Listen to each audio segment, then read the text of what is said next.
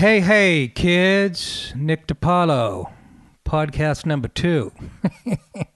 Yeah, good to be back. Haven't talked to you in a while, and what's been going on? A lot. We'll get to the sports in a few minutes. Look, you know I'm from Boston, and if that's going to bother you, me gloating a little bit, you might want to do something else. But not just baseball. We get the NFL and Jets beating the Patriots. I'll get to that in a few minutes. Oh, my God, that was hilarious. College football, upsets galore. Yeah, that's right. I like college football. And we'll get to that debate in a few minutes. And today is October 21st, and it's a special day because it's my dad's birthday, born 78 years ago today. Love the old man. Happy birthday, Dad. I'm saying happy birthday to you. Hoping you'll stumble on this podcast. I don't know what the odds of that are. I'll send you a link. I'll make it easy. I'll cut out all the bullshit. He's about as good on the computer as I am. But 78 years old. Love the old man. Just a character. A funny bastard. It's where I get it from. He always was a funny bastard, still is now. And, just a real character, man, and just a good guy, a man's man, former Marine, and just more of a man than I'll ever be, obviously. And trying to think of some stories that, here's one I remember. This is the one that gave him his reputation amongst my sister's boyfriends and the rest of the high school growing up. My sister was dating a guy, Brian. I won't say his last name, but he looked like Axl Rose before Axl Rose. My sister was like in, I don't know, maybe 8th grade, around that time. And this kid had hair down to his ass, blonde, bit of a stoner. Crazy cat and a real wise ass. I don't think the old man was too happy about my sister dating this kid. Hey, I don't know if he was a good kid or not. Can't judge him by his hairdo, although, that's what Italian fathers do when it comes to their daughters. So, but I remember my dad went to a high school football game. This is before I was playing, and my sister was there with her boyfriend, the Axl Rose kid, and. I remember, and I remember seeing this because I was in the stands watching the game too. I hear a little bit of a commotion, and I look over, and all of a sudden, this kid Brian, my sister's boyfriend, gives my dad the finger and goes, "Fuck you."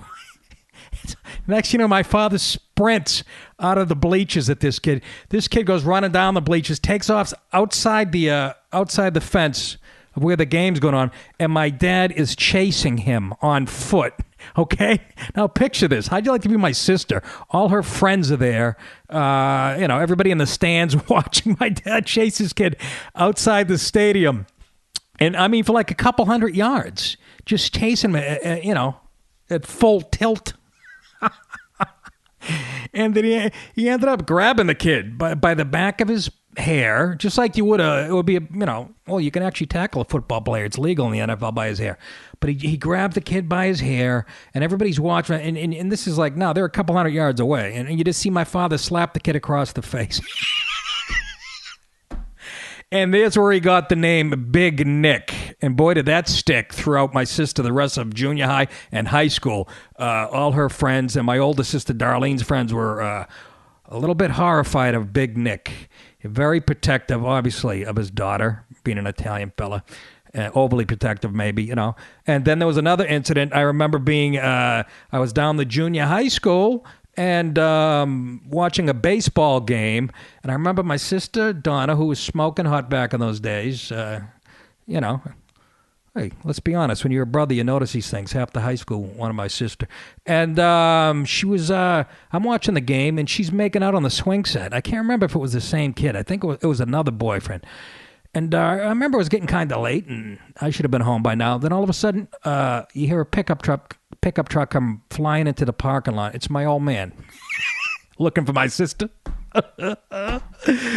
And sure enough, everybody whips around, and He comes running out of the pickup truck and grabs my sister by the arm. No physical contact with the boyfriend this time, but, yelled at her for should have been home or whatever. So that was another case, and then the reputation spread, Look, he was an ex-Marine. I shouldn't say ex. Once a Marine, always a Marine. But, my sisters were very, very popular in high school. Very good looking.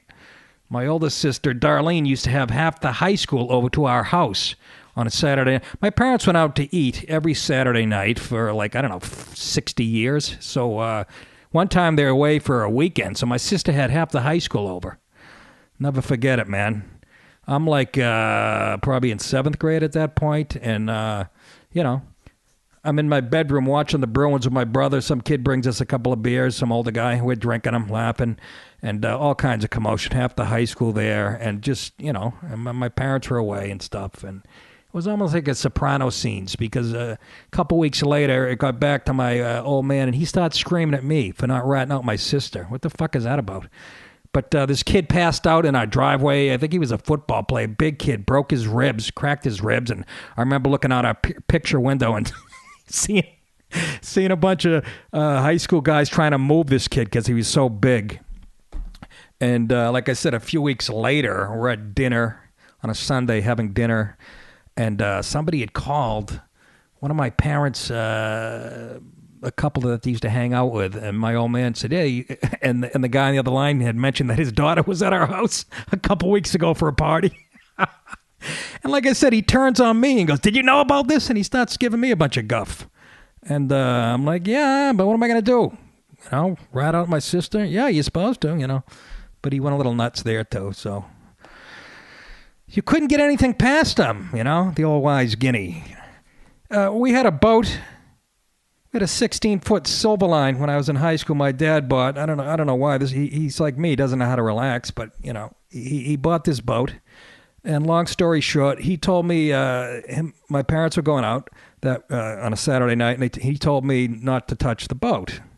So what do? I immediately call my girlfriend at the time, and as soon as my parents are gone, I tell her to meet me down there. We get in the boat. I'm going to take her for a little ride. Okay, so I lived in Danvers, Massachusetts. You got to go out the Danvers River, which I am in the boat. Got a few beers, my girlfriend with me, and you have to go under something called the Beverly Bridge. So we're approaching the Beverly Bridge, and it was up because a big sailboat was going through. So you know how they stop traffic and the bridge opens. So I'm sitting there in line with a couple other boats, waiting till we can go and whatnot after the big sailboat. Anyways. Go out for a couple hours, have a couple of beers, get back, bump up, bang. Next day I'm sitting there again, Sunday. It was always Sunday dinner when we got fucking busted. I'm sitting there eating. My old man goes, "So how was the boat last night?" And I'm like, "What do you mean?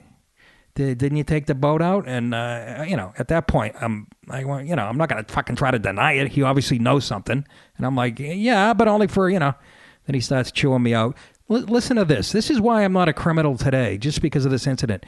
My parents were going over that bridge. They were waiting in line in traffic when the bridge was open, and they saw me in the goddamn boat. Okay? They saw me going under the Beverly Bridge. How did I know they would be going over the goddamn bridge? Can you fucking... What are the odds? Well, actually, the odds... Now that I think about it, the odds are pretty good because, they headed to Salem to have dinner every night for like 40 years. I think that's where they were headed. But anyways, they see me in the goddamn boat. I think I was grounded for that. I can't remember. No physical contact with the old man, but... Anyways, happy birthday, Dad. That's the old man. Good guy, too. One more story, Little League.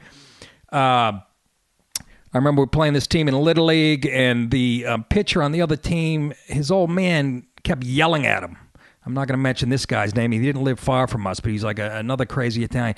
And his poor kid was getting blown up. He was walking people, and his father is standing on the third base side screaming and like cursing, swearing at his son, because he was pitching so shitty. And everybody's kind of looking and stuff. And finally, like, my old man went over and like, tried to calm the guy down because the kid was, like, almost in tears. Now, if I was on the mound and my dad was yelling at me, nobody would have stepped in. But he did. That's the kind of guy he is. He try to tell the guy to chill out, and the guy kind of told my father to fuck off, and but he's just a good guy, is what I'm trying to say, and love him to death. 78 today. Anyways, what else is going on? I took an Ambien. I took an Ambien last night. I have terrible insomnia, man, and I don't know what it is. I don't know if it's insomnia. I sleep for exactly 3.5 hours, no matter what time I go to bed. And as you know, I'm a comic. I come home a little wound up, so I watch TV to 2:30 in the morning, and I keep waking up at 5:36. This will go on for a couple of months, and then it'll stop. I'm right in the middle of one of these fucking cycles. I don't know what's bothering me. I don't know if it's something subconsciously or as you get older this happens. I don't know, but I get rings under my eyes, and I can't sleep, and I'll go on for like a week and a half, and then at that point I can't even function during the day. So the other night, last night, I said, I can't take this anymore. So I took an Ambien, and you're like, what's the big deal? Well, I'll tell you in a second. I took an Ambien, and I drank a glass of rum. And it's the only way I could put myself down. It's just fucking, even then, after the Ambien and the rum, I'm reading. I'm reading a book about Howard Cosell. It's great. But I'm reading for an hour. I'm not even getting drowsy. So what is it? It's like a motor that won't shut off. Somebody help me. So finally I pass out. And finally get a nice full 8 hours, and but I wake up with this Ambien hangover. I don't know if you guys, if this happens to you. It's like I feel like I'm on meth today. I've done it before. I actually stayed away from Ambien for a couple of years just for this reason, because I go nuts. It's like somebody takes a steel wool pad to my nervous system. I'm just hyper irritable, more than usual, if that's even possible. And all day I went to the supermarket today, and I'm like in a fog. I get my stuff, I grab one of the bags, I'm walking to my car, and then the girl comes running out, the cashier, with my other 2 bags. Had no fucking clue. I actually stay downstairs away from my wife because I know I'll just fucking, just snap and be in a horrible mood. And she hides the shit on me. I only take it every once in a while, but I gotta sleep. I don't know what else to do. People go, have you tried, what's that tea? Some tea, chamomile tea, which is the silliest shit. That's like me. Now I know how Artie Lang felt when we were in Afghanistan. He couldn't sleep, and he goes, dude, you got Ambien on, yeah. And I go, yeah. And I give him 2, and he just looks at me and rolls his eyes. And I go, what, that's not going to put you to sleep? He goes, yeah, my left fucking foot. So I give him 2 more. I've told this story before on the radio, but I give him like 2 more. I see him swallow those, and that's 4 Ambien. That will be enough to kill me, okay? I fucking look over at Artie like an hour later. He's still tapping his foot and looking out the window of the plane. Didn't even... But anyways, people always say that. Try chamomile tea. It makes you... Sleepy time tea. It makes you drowsy. No, it doesn't. First of all, isn't there caffeine in tea? I think there is. That shit doesn't do anything, man. But so I'm very edgy today and just kind of fucking jumpy. I hate this feeling, and I don't know how people do it, man. People take that stuff, and they don't even... I asked my doctor, and he goes, yeah, they really don't know how it works. Are you shitting me? And people do like really crazy shit on it, I had one incident where I took it when I was living in Tarrytown. I had a doctor's appointment. It was the first time that I was going to get a prescription for, all those anti-anxiety, antidepressant medicines. I was going to try one of those Zoloft, I think it was, because I was extra dark and moody, which is saying a lot. And I finally gave it and said, okay, I'll try this shit. People kept saying, that's clinical depression. I'm like, what do you mean? Just because I'm crying while I'm watching a tampon commercial, that means I'm depressed? So I go to the fucking doctors, and I had taken Ambien the night before, and the girl behind the counter, she's on the phone. My wife's waiting at the window, and then she hung up the phone, and my wife started to talk, and then the phone rang, and the girl put her hand on my wife's face, like talk to the hand, like an inch from my wife's fucking nose, and that set me off because we'd been waiting for like 40 minutes. So I started screaming at the fucking broad. I mean, screaming. To the point where the doctor came out and grabs me by my arm and pulls me into his office and shut the door. I called the girl the C word and shit. I went nuts, and there was a lot of people in the waiting room. But I didn't like it. Was still, I don't like the way she stuck her hand on my wife's face. It was very rude. And her whole tone was nasty to the people that she was waiting on. So the doctor was like, take it easy, fella. What are you here for? And I go, antidepressants. He started laughing. That was from the fucking Ambien. Made me crazy. I have no constitution for drugs, man. I'm jealous of people who can take that stuff. But I can't do it. Can't do it. Anyways, I just noticed here I have another... I better unplug the second headset. This could be bad. So, yeah, I'm a little bit crazy. What's going on? This past weekend, went to Cincinnati to the, it was called the Ballroom at the Taft Theater in downtown Cincinnati on East 5th Street. And I want to thank those people for coming out. Not the biggest crowd in the world, but man, were they DiPaolo fans. They were just tremendous. Sat there and listened, hung on every word, and just loved the hard cuttings, the stuff that a lot of people, thinks a little over the line. They were eating it up with a spoon. Did about an hour and 10 minutes. Had a blast. Went with my buddy Joey List, and it was just great, man. We're sitting there. The show was supposed to start at 9:00, and the guy who runs the joints, brought me a few drinks in the back in the green room there, and then he disappeared. And now it's 9:17. I'm like, is he waiting on us? So I text Joe, and Joe found him, and Joe just went up and started the show. And the kid thought, I guess he thought that's how it worked. He's used to booking bands and stuff. So, anyways, it was a great show. Joe did great, and yeah, these people were hardcore DiPaolo fans. It was a blast. While Joe was on stage, I was out in the lobby watching on this flat screen, a small flat screen, watching the Red Sox game. And I'll get to that in a few seconds, because since I had last talked to you people, when I recorded the first podcast, we didn't even know who the Red Sox were going to play in the Championship Series, American League. We didn't know at that point, but we sure know now, don't we? And we know a lot more. But me and Joe, we ran back to the hotel, not knowing what's going on. I mean, we knew it was close. Joe watched while I was on stage. We knew it was like the 7th or 8th inning. The Sox were coming up. So we sprinted back to the hotel. They were down 2-1. Opened the door. I had left the TV on because, when you're in a hotel, you turn the TV on. You don't remember what channel it is, and you're in fucking Utah. And, Fox is on channel 192 or some shit. Left it on. Run in the door. We hear the crack of the bat, Johnny Gomes, going deep off the wall. Again, this was in the clinching game. But, so it was a great time in Cincinnati that made it even better.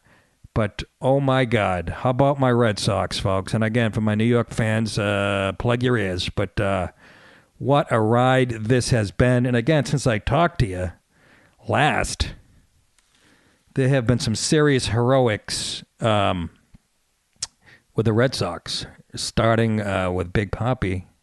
Bases loaded. 2 out. Hard hit into right. Back at the wall. Tie game. Big Papi. The grand slam.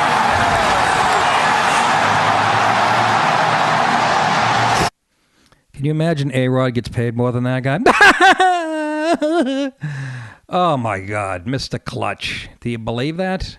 I mean, they would have been in deep shit, let's be honest. Would have been 0-2 if they lose that one. Going to Detroit to face Verlander. Oh, my God. How does he do it? And of course, I tweet after, blah, blah, blah. And, of course, everybody responding. Probably Yankees fans. I don't know. Or from all, he's juicing. He's fucking juicing. Even so, which he's not, because obviously he's been tested since, and that was years ago. But even so, even if, let's say he was, still to come through like that, which he's not, okay? Guys, just fucking clutch. Like I've never seen. I didn't get to see Ted Williams play. I know he's the greatest hitter in the history of baseball, but Jesus, was he even close to this clutch? This guy's got more walk-off hits since coming to the Sox than anybody in pro baseball. Man, was that sweet. Erection City. Jesus H. Christ. I couldn't believe what I was seeing. I couldn't believe he did it, you know. And then, well, I'm in Cincinnati. Like I said, we run back to the hotel facing Scherzer, and he's blanking us as usual. Those guys are just tremendous, by the way. Unbelievable. I actually feel bad for him. And by the way, Jim Leland stepped down today. I'll comment on that in a second. But that's what we did. We cut the heart out of Jim Leland. You know how hard that is to do? Guy's one of the greatest managers in history. I mean, he won 2 pennants with Detroit. He won a championship, I don't know, with Pittsburgh or with the Marlins. Guy's just unbelievable. He smokes in the dugout. How can't you love that guy? I'm sad that he's stepping down. But how can you blame the guy? He's 68 years old. But how can't you love a guy who's smoking in the dugout in between innings?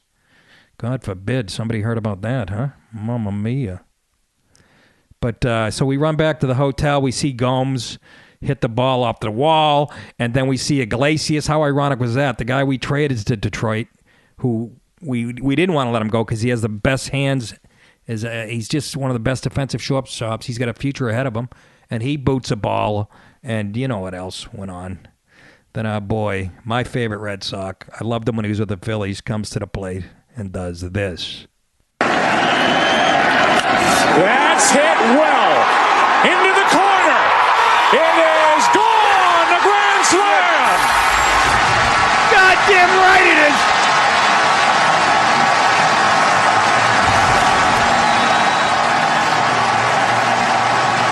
Oh, sweet Jesus. Sweet Jesus, sweet Jesus. Do you believe that? And he was having a horrible series at the plate. The flying Hawaiian. Oh, my God. And again, let's be honest. Any other ballpark, that would have been a fly out to left field. But we had a couple of hard hit balls, I think, against the wall earlier. I don't know. I was on stage again in Cincinnati. And I heard the wall took a couple away. I saw Pedroia hit that shot down the line that curved foul by a red CH. Missed the fucking foul pole. But the flying Hawaiian, this is what they've been doing all year, folks. They had the most, and again, I know I'm bragging, and I'll move on to football, but relax. I have to enjoy this. This shit comes around 3 times every 86 years, so you know what I mean? But the flying Hawaiian, who I loved. Did you hear him? I think it was in game 3 in Detroit, game 3 or 4. He caught a fly ball, and somebody called him a bitch from the stands, and you could hear the mics on Fox, and he looks up into the stands. He goes, "I'll make you my bitch. Shut the fuck up." Oh, they got a bunch of gamers, man. These guys are gritty, just clutch. They know how to win. I've never been so excited. This team is better than the 2004 or the 2017. They really are. We had Manny and Big Papi and, J.D. Drew and a few others. We had some gamers like Bill Miller and guys like that. Those are the guys. But we got a bunch of Bill Millers now, you know, a bunch of just gritty ball players. And I remember watching Nesson all winter after the Red Sox had that complete collapse. I mean, on Nesson, they're like, "We've changed the culture. We've brought in a new man." They had all these commercials, and I'm like, yeah, bullshit. Show me. They've done every goddamn thing they said they were going to fucking do. Crazy. Everything. Start with John Farrell. We traded for him. You know that? We had to trade for the manager. Best trade in history so far. Holy Jesus. But Johnny Gomes? Come on. It looks like somebody pulled him off a fucking Harley. Guy's just gritty. And I read today in the New York Post, there's a New York writer bragging about the Red Sox farm system is loaded, so we're going to be good for a few years. Listen to me saying we, like I actually have shares in the team. But I'm just saying, when you follow a team every night, and I have since April, I went in, did my comedy in the city, did my sets every night, I'd come home and DVR the Sox and watch them till 2 in the morning. I've just, I don't know, man. They steal my heart. And I'm a football fan more than I am a baseball fan. But these guys, god damn, they're doing everything they said they're going to do. And, of course, you got to give Farrell props because he was our pitching coach, and he knows, I don't know where he found this Yui Hara, okay? The guy, I guess, was with the Texas Rangers. I had never saw this skinny little son of a bitch, but Is this guy lights out or what? I mean, he clinched it. Half games. And now they won the pennant. Uehara. Uehara. Doesn't speak a lick of English, but he loves that dirty water. Yes, sir. Uehara, okay? He wasn't even our first or our second choice for a closer. Both of them went out with arm injuries, okay? This is guy's number 3 on the list. Where was he hiding? Guy's unhittable. It looks like a fucking wiffle ball when he throws it.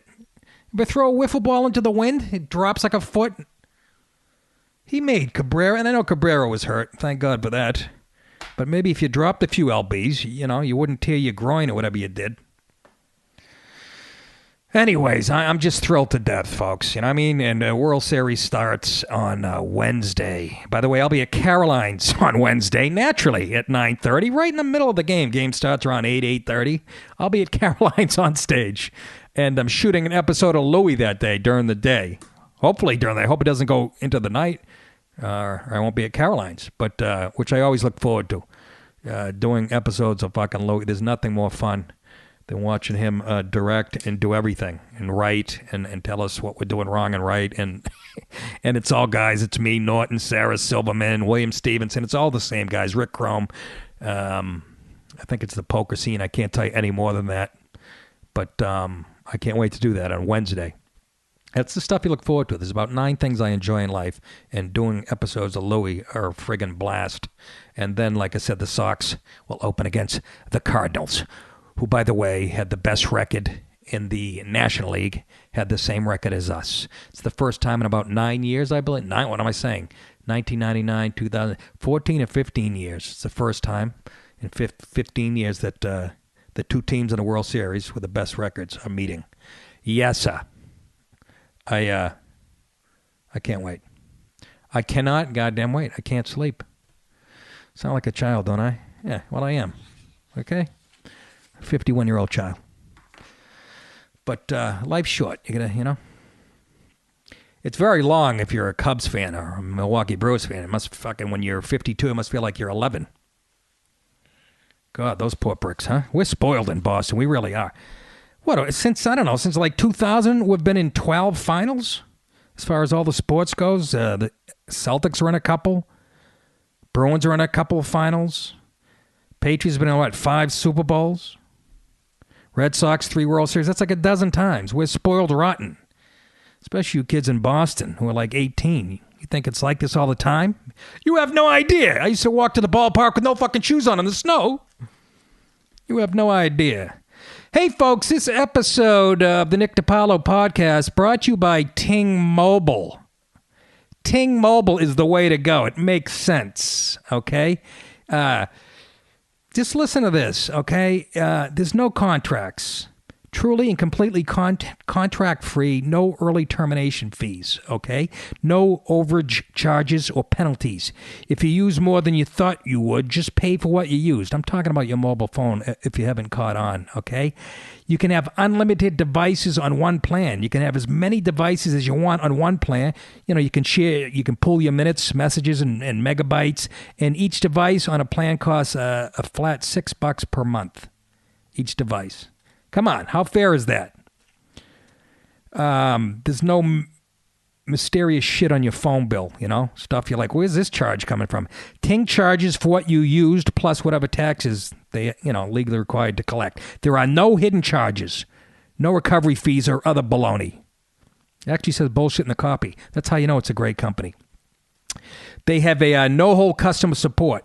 You call 1-8555 TINGFTW anytime between 8 a.m. and 8 p.m. You're going to actually talk to a human being. Okay? How often does that happen? Maybe Uehara will pick up. Excellent online support. Go to nickdip.com Jets.ting.com to receive $25 off your first device purchase or $25 in service credit if you bring your own device. You can also go to the riotcast.com page, click on the Nick DiPaolo podcast page, and click on the Ting banner. They actually have a calculator that you can put in what you're spending on minutes and texts and all the stuff you're spending now, and you can figure out what you'd save by using Ting. Okay?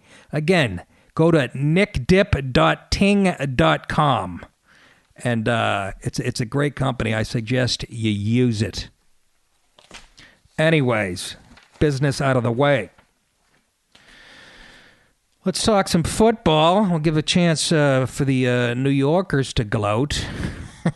By the way, before I get on to football, Jimmy Leland, like I said, stepping down. That's a bummer, don't you think?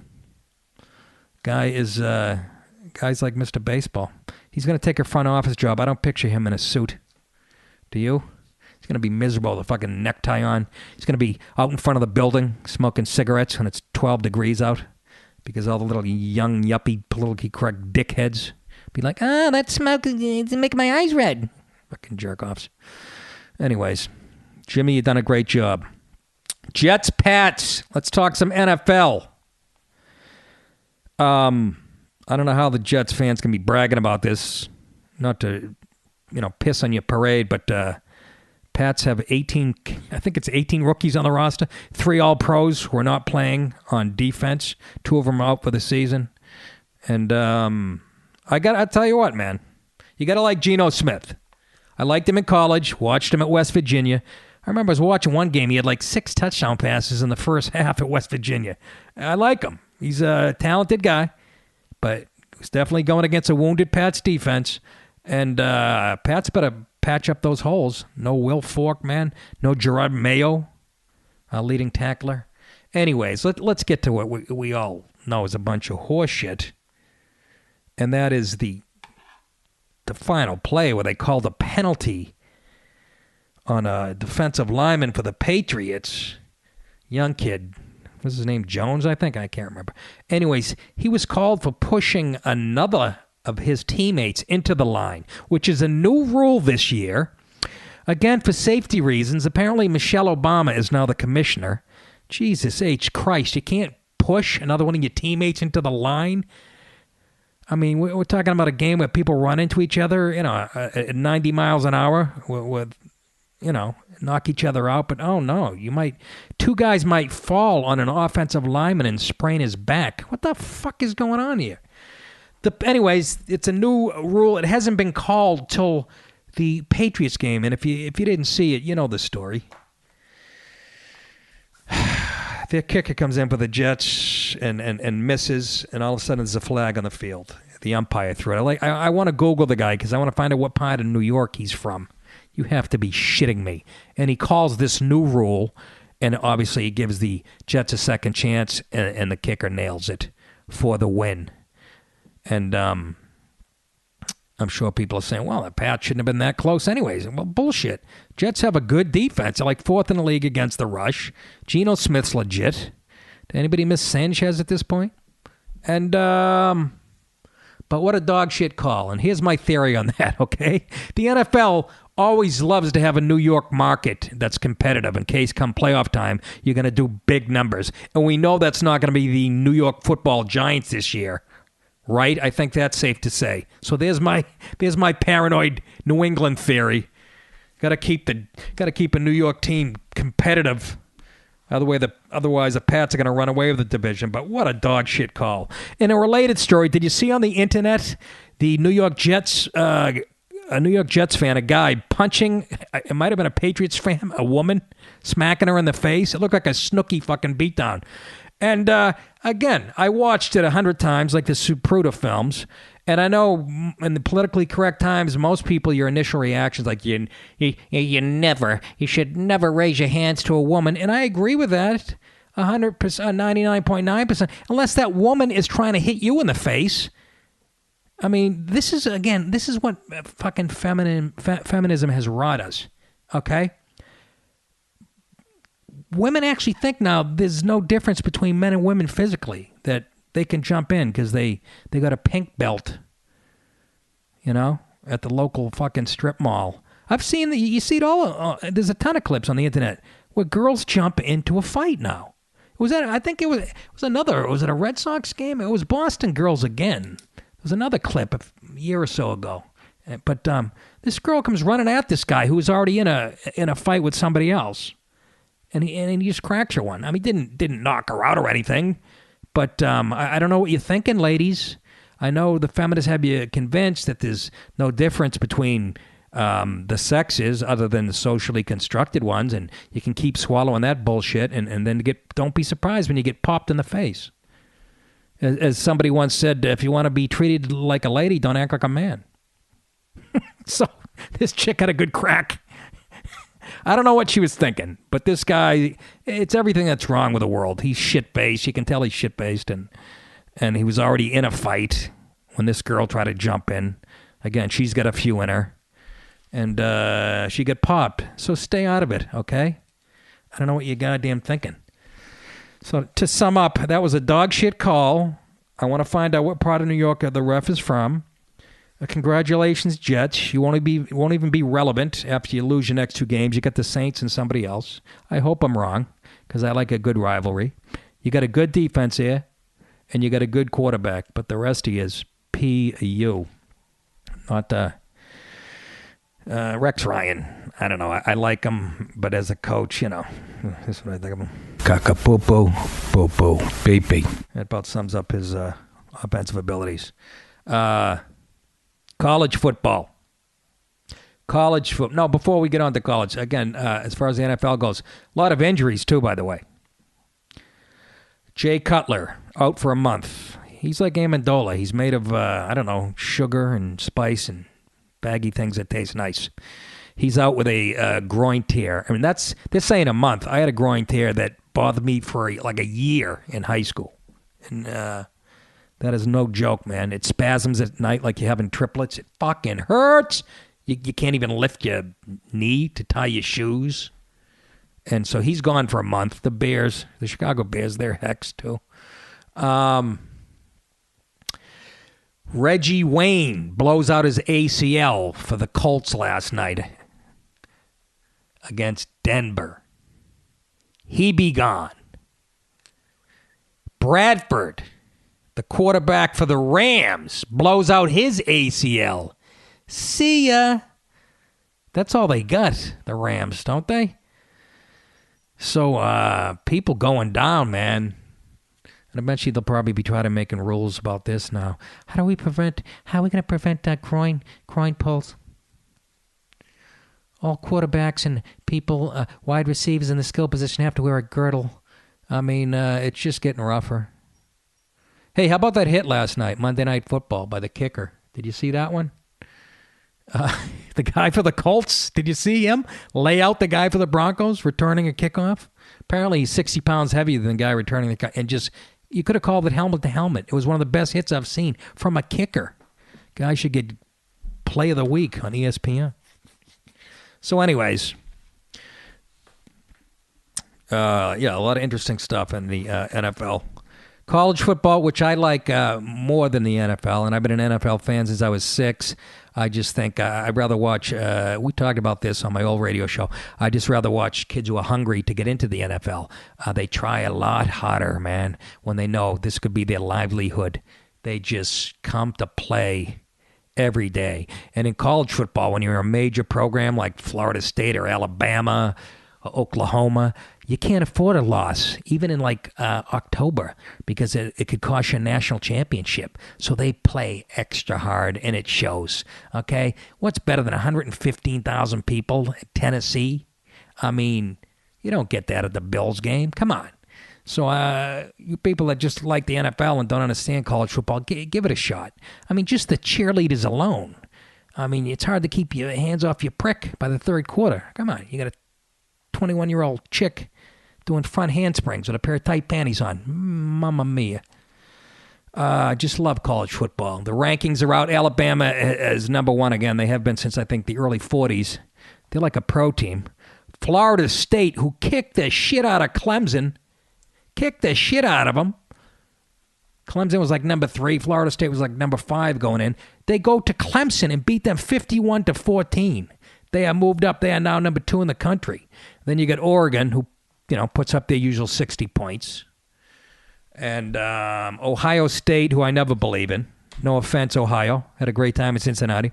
But you play a weak schedule. You beat up on a lot of... You're like the bullies of college football. I mean, you're really talented, don't get me wrong. But what happens? At the end of the year, you go in a bowl game against an SEC team and they whip you. Prove me wrong. Urban Meyer. Prove me wrong. Who else? Big upsets all over college football. The Florida State, that was an upset. Auburn beating Texas A&M. The Texas A&M was number 7 with Johnny Football. LSU, they were number 6. They lost to Mississippi, unranked. University of Central Florida, the biggest upset of the weekend. Okay? They're unranked. University of Central Florida beats number 8 Louisville at Louisville. Nobody saw that coming. And Tennessee, which is unranked, beat number 11 South Carolina. Anyways, I know a lot of you don't dig college football, but I do. I almost have a problem watching the NFL on Sunday after I watch college football Saturday. What else is going on in my life? Like I said, the Louis taping on Wednesday. Caroline's this Wednesday night, which will be October 23rd. So if you're in the area, come see me. I don't know. I haven't got the details for where we're shooting the Louis scene. But that'll be a blast. And I need the residual money. Louis is just, I don't mean to kiss his ass, but this guy, it's just amazing. I remember they were shooting the first episode of Louis down at the Comedy Cellar. There was they had a tech. There's a camera, some type of infrared camera. I don't know what it is. Supposedly it's like $1 million camera. And it was the first time they were using it. And honest to God, it comes with a tech guy. They actually send the tech guy with the camera in case there's any problem. Halfway through the night, Louis explaining to the tech guy how the camera works. This guy, his IQ is like through the roof. He writes this stuff, he directs it, and then he edits it. You can walk into the Starbucks on Broadway. He'll be in there on his laptop editing a national TV show. I'm shitting my pants here doing this podcast. I had to read the instructions 11 times before I hit record. Some people make it look too goddamn easy, and he's one of them. But I think he picked up a couple Emmys, too. So look for that, man. Look for Louis, the new... He took a year off. He wasn't comfortable with the fame, I guess. He's getting a little too big, man. Can't blame him. It's got to be weird now. That you walk down the street, and he sees himself on the top of a cab. That's got to be pretty cool. I'll tell you, it's tough when you're a comedian like where I am and you're on the road somewhere. And this actually happened to me years ago. I'm like in Appleton, Wisconsin. I'm at a red light about to go to do morning radio, like in Green Bay. It's like I don't know, 11 below. I'm at a red light. Some kid's driving me. And a bus pulls up and then you see like one of your contemporaries. I think it was Ray Romano. Ray Romano's on the side of a bus, I was with him 6 months prior in an acting class. That'll take the starch out of you. You're like, yeah, you're happy for your friends, but you're like, holy shit, now I'm going to the morning zoo in fucking Oshkosh. But some people, and these are nice guys too. Louis a great guy, and off stage, and Ray and Kevin James. Those guys you're going to be really happy for. I'm sure a lot of pricks make it too, but that's on Wednesday. Got a haircut today. You'd love my barbershop. It's kind of like an Italian version of the black barbershops. It's up here in Westchester. I don't want to give away the town. I don't want to be stalked. I like my peace. Like that would ever happen. I go to the barbershop. It's like a rundown in a 3-decker house, and it's a barbershop. It's not a frickin' salon. It's a fucking barbershop, okay? Right next to a bank. And so my barber, Mike, who's a character, I think he enjoys his blow. Never heard anybody talk so fast or so long in my life. It's fucking frightening. Anyways, I get out of my car. I'm walking towards the door. I open the door, and there's another door, and I'm looking through it. I see him belly laughing, and a couple of other people in the chairs waiting for a haircut, belly laughing. I get in. I look up in the corner at the TV that's tucked in the corner, and there's like a Great Dane fucking like this little Chihuahua. They're belly laughing. Like it's a Woody Allen movie. It's that MTV show with that hipster kid that, he's got his hat on, Joe Rapper. I don't know who he is. They show stupid clips, and everybody laughs. But there's a dog fucking a tiny dog, and they're crying over it. And this is what I deal with. So I get in the chair. And some guy keeps sticking his face in the window, like a guy in his 40s or 50s. He's got a ponytail. Now, it's not exactly 90 degrees out, okay? He's in his T-shirt. He keeps sticking his face in the glass. And he's making the other barber laugh, this young kid, Giovanni, I think his name. He's another crazy one. His eyes are always, like, popping out of his head. So I think that they might have that's why my barber Mike might have hired this kid, and they have the same taste. But this guy keeps sticking his face against it. I go, who is that? He goes, I don't know. He's trying to make Giovanni laugh. Then the guy comes in. I guess he must be a regular or shit. So I'm sitting there. I'm talking to my barber, listening to him to tell, he's telling me his stories. And I look in the mirror, and I see the guy that just came in with a greasy ponytail. He's got his shirt up. He's holding his own shirt up, and he's shaving his tits, his chest with the clippers from the other barber's chair, and his belly. He's shaving his fucking belly. I mean, one of the grossest things I've ever seen. And they're all laughing and shit. I'm like, oh my God. And then he leaves, shaved his tits and left. I mean, who hasn't done that? And, then a lady comes in with a little kid, and I'm thinking, this kid's going to have nipple juice on his fucking sideburns. She has no idea. I hope to God they're going to rinse that blade. It's one of the funniest things I've ever seen. I kept telling my barber I was going to put him on TV when I was, working for DirecTV. But he's so goddamn crazy. He would be funny, though, man. He's got great stories. Clean and sober, I guess. Falls off the wagon every now and then.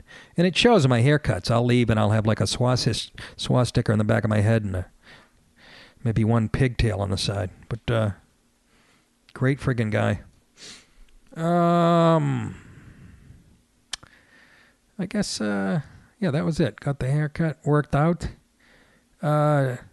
Still doing the P90X. Used to bang it out, 6 days a week, and I did that for almost 15 months. You're supposed to do it for 3 months. And, my knees are fucking clicking and cracking. I got the hips of Mrs. Drysdale. And so now I do it like 3 times a week. I did plyometrics today, which is jump training, which is the hardest one. But I make sure I get that one in at least once a week. It's the hardest one. But Jesus Christ, I had the Ambien hangover, so...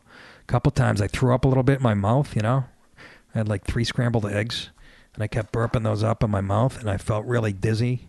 Actually had to pause it a few times, I have to do push-ups like a broad because I had reconstructive shoulder surgery on both shoulders right after high school. So they're held together with like, pine nuts and gum. And so I literally can do about 10 push-ups like a man, and then I have to get on my knees. It's really sad. But I'm trying to keep the weight down, with the Louis taping.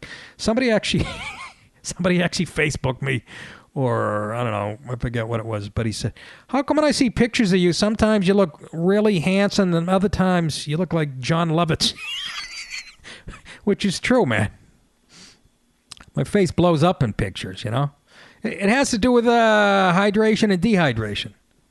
You never drink stuff before like a photo shoot or when you're on TV because it swells up your face, I was told by my old girlfriend Cheryl Teagues. Anyways, but I thought that was pretty funny. John Lovitz, that one broke my heart. I'd never heard that one before. But you know what? The guy was exactly right. Looked like I weighed 350 in some pictures, So, did the P90X. And I'm still in the sweaty T-shirt. And that was probably, 6 hours ago? And don't do that, by the way. I got a fungus on my back. And my wife put it together for me. She goes, that's because you walk around in the stuff you worked out in for 8 hours. And stuff starts to grow on you like the bottom of a boat. And it's fucking true. I got like moss under my left tit. So I had to get an ointment for that. That was months ago. And it's gone. But I'm still doing it. Not taking advice like I'm supposed to. I'm really dizzy right now. I'm fucking lightheaded, folks. Telling you, that Ambien. I have no idea. You wonder why people murder their family members after taking Ambien. It must be all, it's got to be true. Speaking of pills, how about this one? My wife, I'm having lunch today in the kitchen. My wife goes, what the fuck is going on? Reaches down, she pulls up a Viagra off the kitchen floor. And she goes, I found another one in front of the closet where you put your traveling bag. How good. And yeah, they did come from my traveling bag, but I put them in there when me and my wife go away. I threw some in loose in the front pocket where you keep your books. Of course, it looks bad. I just get back from a road trip, and she's like, why is there Viagra falling out of your travel bag? And you people at home are laughing your balls. I'm 51, okay? Give me a break. Viagra's a quality hard-on, okay? When you're 51, you get a hard-on without any, medical help. It's like a fucking pastry bag. It's 3/4 hard, and So at least when I'm with my wife. Just kidding, honey. So yeah, all of a sudden she's looking at me with this accusatory look on her face, like, why do you have Viagra in your traveling bag? I don't know, because I get so much ass on the road. Jesus Christ, give me a break, will you? I'm like asexual at this point. I don't even get horny anymore. The only time I get aroused is when the Red Sox win in the late innings. So I had to explain the Viagra to her, and it was true. We went to the Catskills. I threw a couple in the bag loose and apparently didn't use them. That's what she says. Why do you throw them in the bag anyway? You don't even use them. Whatever. Give me a break. 51, between porn in my 20s and 30s and dating and jerking off. There's nothing left. Jerk off and there's no DNA left. The letter D falls out of my tip of my dick. It's not even any N and A left. It's all gone. It's all gone. But she didn't give me that much of a hard time, folks. You know why? Because I recently bought her a horse. Yeah. Do you know what dressage is? That's when you watch the Olympics and you see those people on the horses. And, a horse is a big, beautiful, masculine animal. And they make it dance and tiptoe around like it's super gay. That big, beautiful animal.